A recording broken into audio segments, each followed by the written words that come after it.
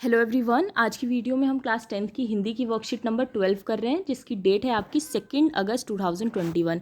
आज की वर्कशीट में भाषा दिया गया है बच्चों आपका कि भाषा वह साधन है जिसके द्वारा एक प्राणी दूसरे प्राणी पर अपने विचार, भाव या इच्छा प्रकट करता है और दूसरे के विचार, भाव आदि को ग्रहण करता है। ठीक है, भाषा ही वो साधन होता है बच्चों, वो माध्यम होता है जिसके द्वारा एक प्राणी दूसरे प्राणी पर, मतलब एक मनुष्य जो है वो दूसरों तक अपनी बात को पहुंचाता है, अपने भाव को पहुंचाता है और उनके भाव, उनकी इच्छा और उनकी बातों को समझ पाता है। ठीक है, भाषा ही वो साधन है जिसके द्वारा हम एक दूसरे से बातचीत कर पाते हैं। यदि इस परिभाषा का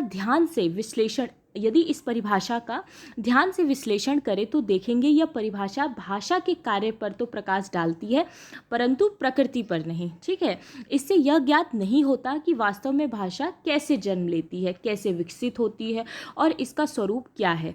इस परिभाषा को यदि हम सही मानकर चलें तो पशुओं की बोली, इंगित भाषा, मुख्य मुद्राएं आदि सभी को भाषा के अंतर्गत सम्मिलित करना होगा। ठीक है, क्योंकि वो लोग भी तो कुछ ना कुछ साउंड निकालते हैं, अपनी बात दूसरों तक पहुंचाते हैं, तो उन सारी चीज़ों को ही भाषा में डालना पड़ेगा।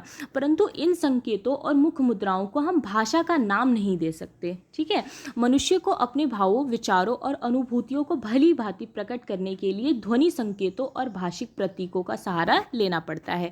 भाषा की सबसे छोटी इकाई ध्वनि होती है। भाषा की सबसे छोटी इकाई होती है हमारी ध्वनि। हिंदी भाषा में ध्वनि के लिए वर्ण शब्द का, ठीक है, जो हमारे एक एक वर्ड होते हैं तो वर्ण शब्द का प्रयोग किया जाता है।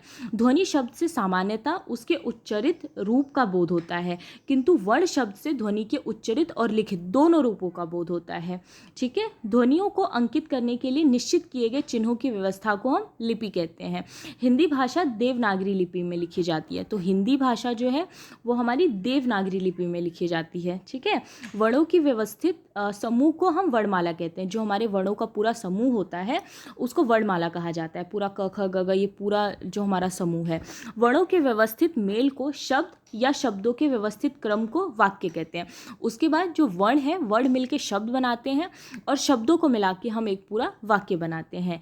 इन्हीं वाक्यों से मनुष्य एक दूसरे के भाव और विचारों को ग्रहण करता है या अपने विचारों को दूसरों तक प्रेषित करता है, यानी कि पहुंचाता है। ठीक है, उसके बाद क्वेश्चन आंसर दिए गए हैं आपके। फर्स्ट क्वेश्चन है, उपयुक्त अनुच्छेद में भाषा की क्या परिभाषा दी गई है? तो इसका आंसर आप यहीं से लिख सकते हैं बच्चों, यहाँ से लेकर यहाँ तक।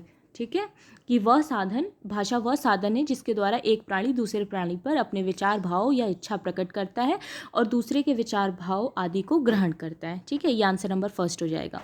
उसके बाद क्वेश्चन नंबर सेकंड है कि भाषा की सबसे छोटी इकाई क्या है? तो भाषा की सबसे छोटी इकाई हमारी ध्वनि है। ठीक है, क्वेश्चन थर्ड है, वर्ण आपस में मिलकर किसका निर्माण करते हैं? तो वर्ण आपस में मिलकर शब्द का निर्माण करते हैं।